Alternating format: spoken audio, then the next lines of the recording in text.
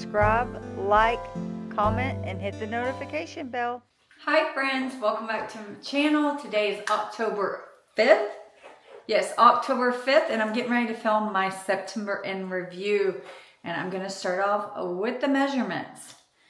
Sometimes I do it live, sometimes I do a voiceover and talk about it, but let's just do it live.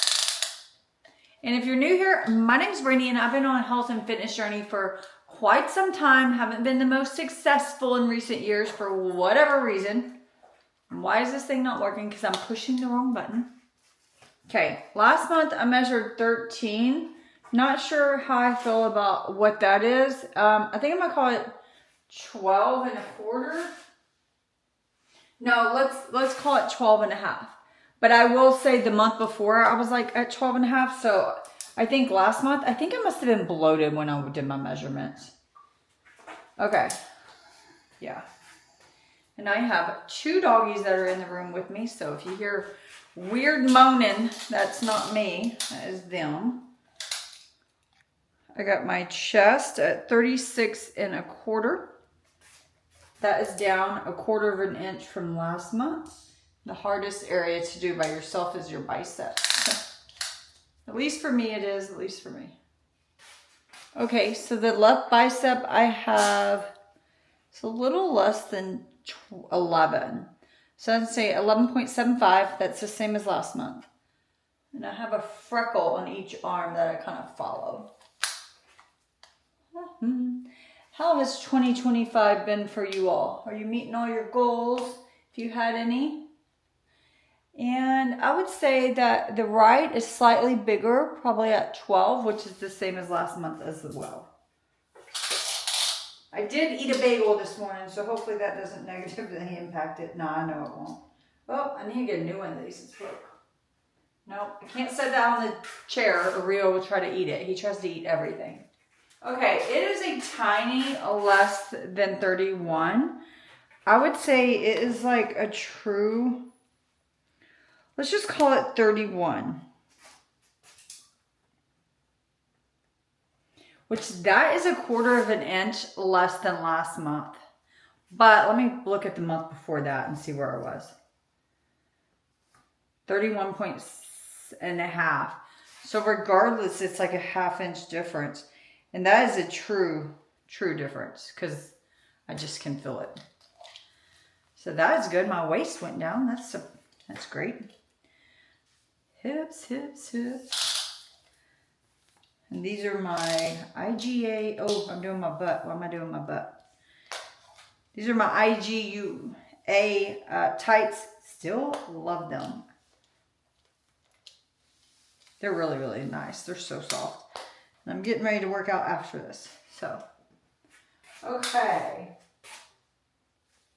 Hips is a hard one for me, but I'm going to say 35.5, which is a whole inch than last month. Last month I was kind of, my measurements were kind of up and I didn't know why. So it's glad to see they're going back down. Thighs is 21. Let's try the right thigh. Obviously, you're doing these measurements at home. You do the best you can. That one's a tiny, tiny bit bigger. Again, maybe I'm not in the same area as the other leg, but that one's 21 and a half. So we're going to go 21, 21.5. Okay, 14 and a half on the calf. I think I'm very happy with that. Yeah, last month I was 15. You gonna help?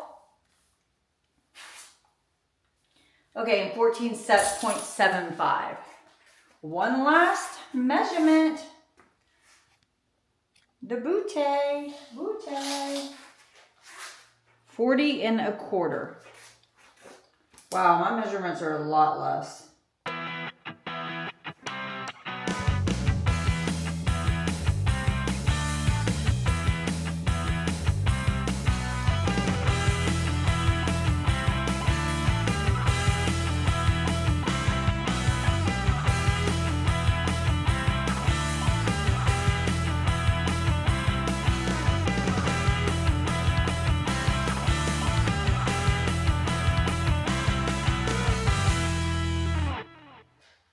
Okay, now let's get through the chatting session of this. And I will say my husband's home and my dogs are home and my door's open. So if you hear noise, I apologize. I may have to start and stop because I think my husband may need to come talk to me in a minute.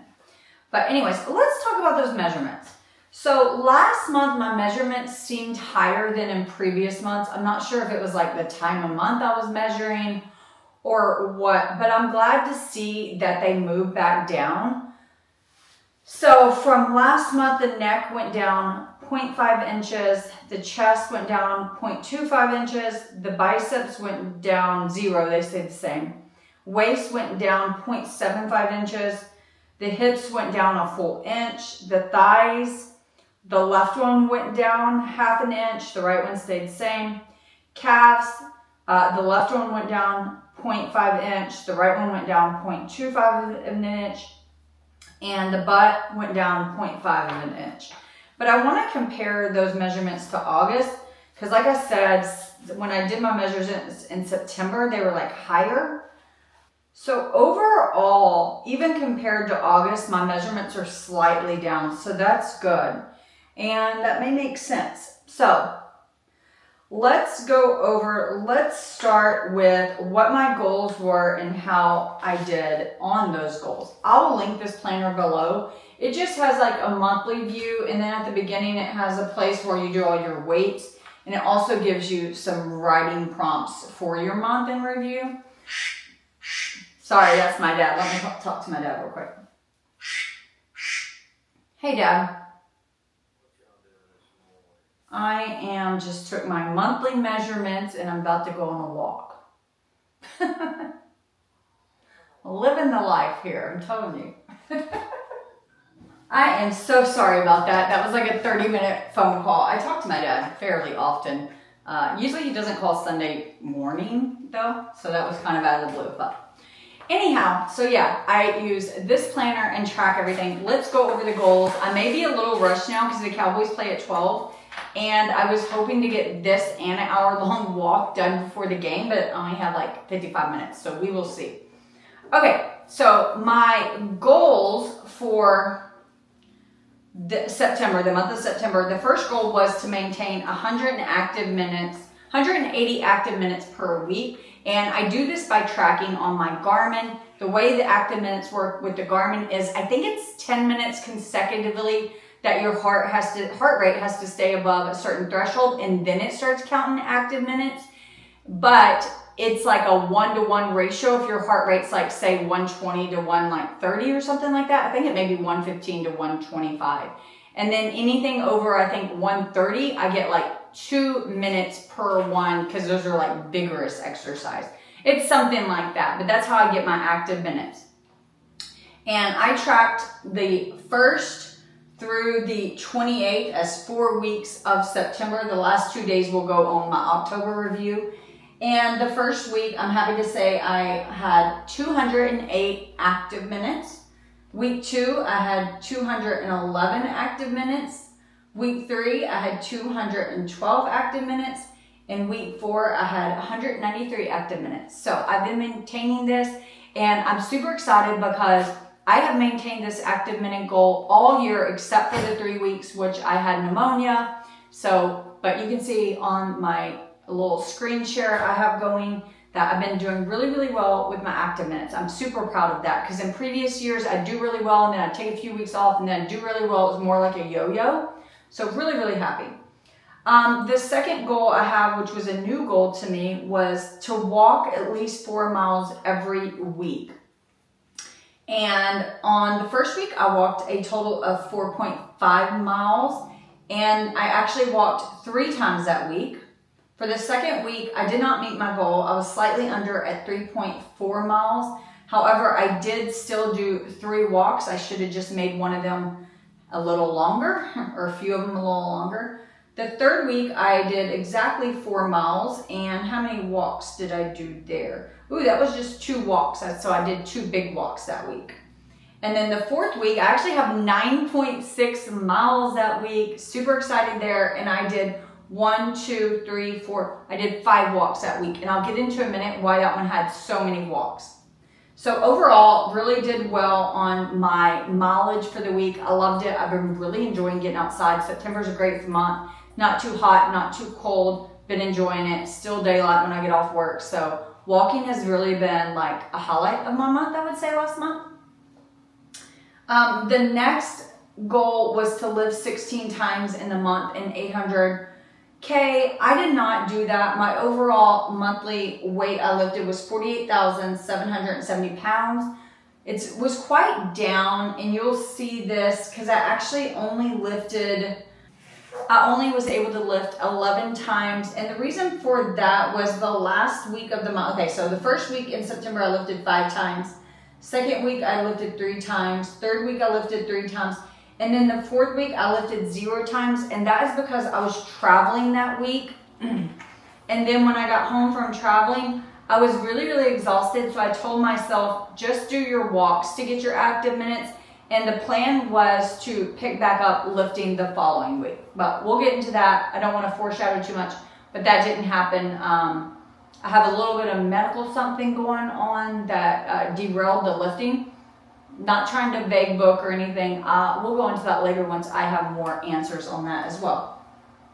So that goal, I didn't lift as much as I wanted to, and I didn't lift as many times as I wanted to. So that goal was not successful. My fourth goal was to work with a dietitian, and I will say I went to the dietitian on Thursday, September 11th, so I did work with a dietitian. Let's save that, and we'll go to the dietitian talk all together later. And then you have small subset of goals, and one thing I want to point out, steps wasn't a goal of mine, but I went ahead and wrote the weekly average step count anyhow, just to see how it aligned with walking the mileage. In week 1, I had an average of 6,842 steps per day.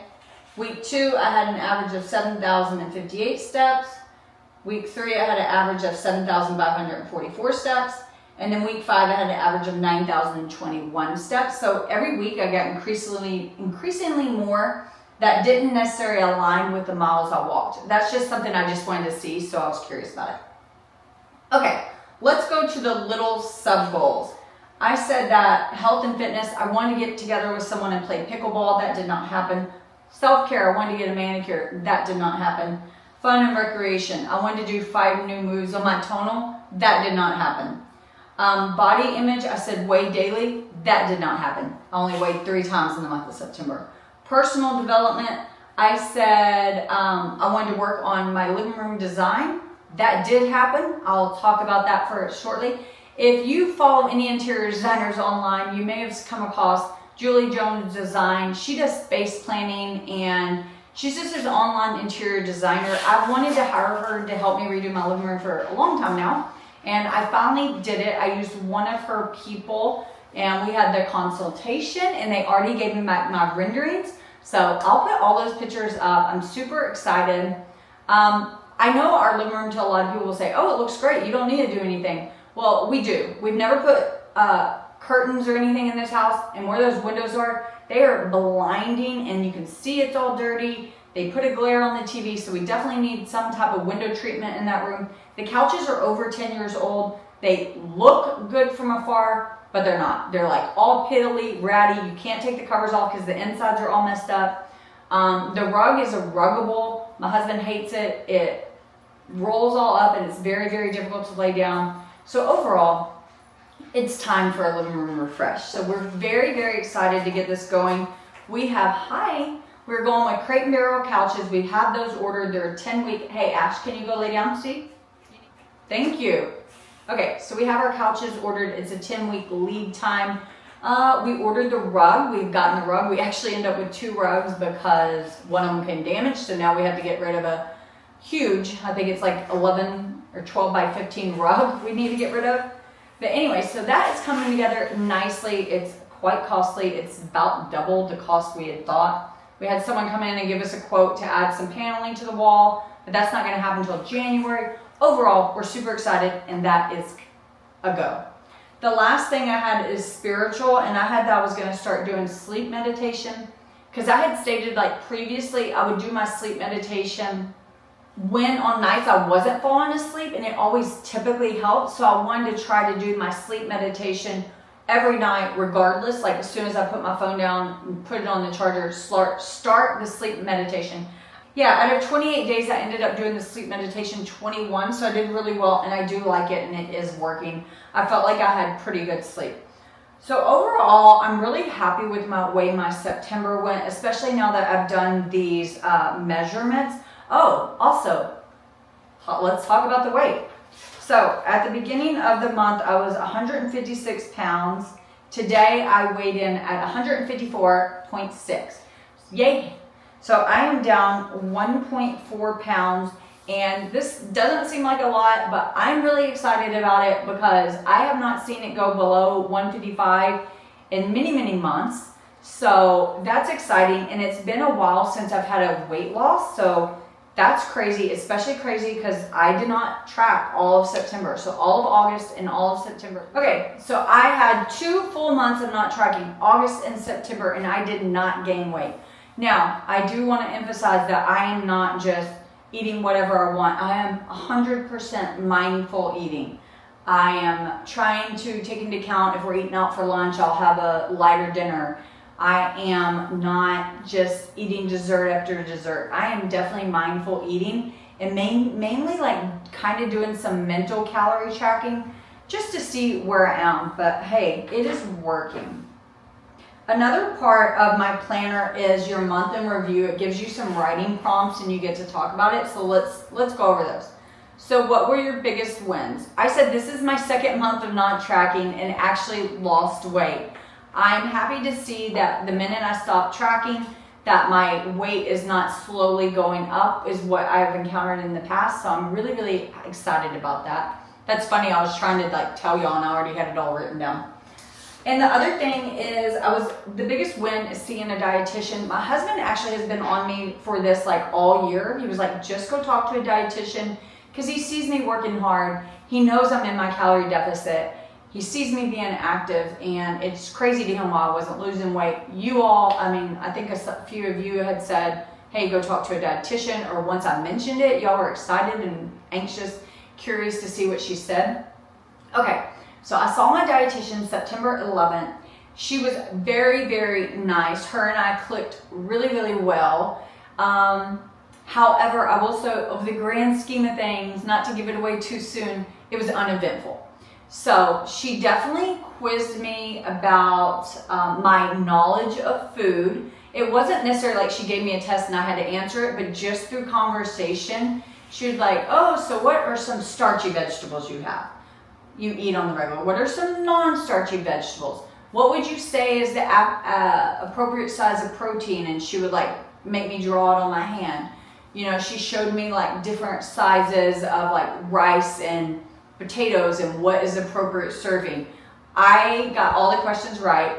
She said that, I'm trying to remember exactly what she said, but she told me as far as my food knowledge goes, it's probably the most she's seen all year, if not ever, as far as my healthy eating. Granted, she's in a diabetes clinic, but she said I'm probably like she looked at my tracker so she truly could see what I was eating for years. And she looked back over quite a bit of range.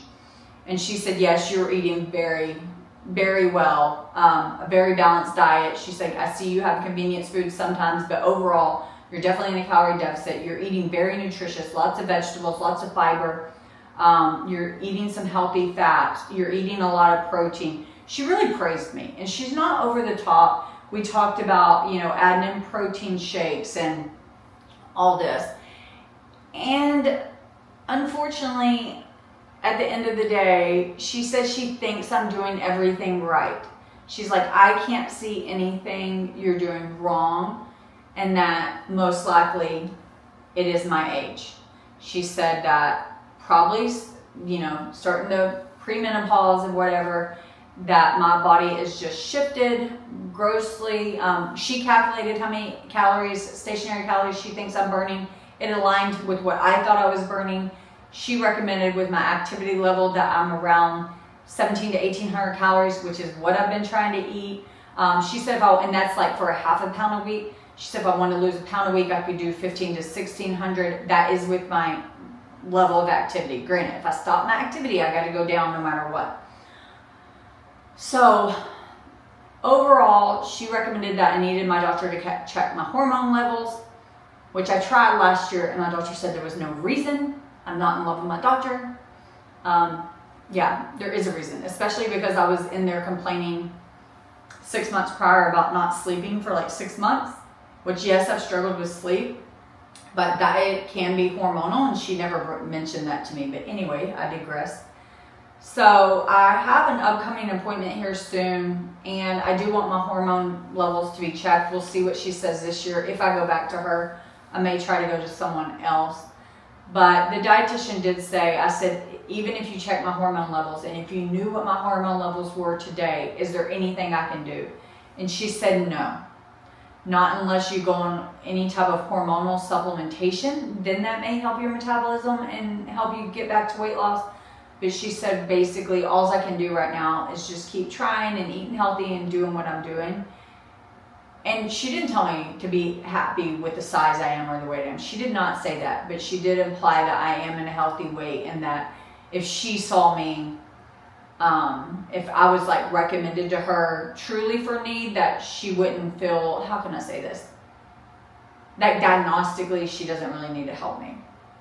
Does that make sense? So like I sought her out versus like my doctor just sending me to her. And she said she doesn't really. However, she knows I'm frustrated and trying hard. So the only thing she could recommend that I have not done is a fasting cycle.